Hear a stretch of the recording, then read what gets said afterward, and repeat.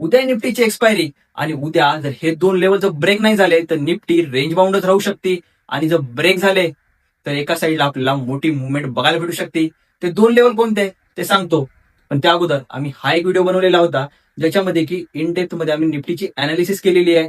तो व्हिडिओ नक्की जाऊन बघा, जेणेकरून तुम्हाला पुढच्या काळामध्ये निफ्टी कुठून गिरावट करू शकते आणि कुठून तेजी करू शकते हे एकदम क्लिअरली कळेल. आणि आता जर आपण ऑप्शन चेनच्या डाटाचा जर पहिल्यांदा विचार करायला गेलं, आपल्याला क्लिअरली दिसतंय की 24,000वर, 24,200वर आणि 24,300वर खूप जास्त पुट सेलर आहेत. त्याच्यामुळे हे स्ट्रॉंग सपोर्ट म्हणून उद्या वर्क करणार आहेत. आणि 24,500, 24,600 आणि 25,000वर खूप जास्त कॉल सेलर आहेत.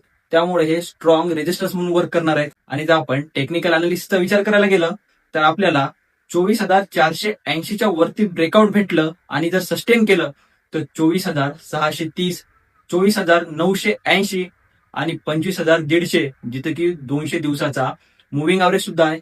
हे वरच्या साईडला तीन लेवल सर्वात जास्त इम्पॉर्टंट असणार आहेत.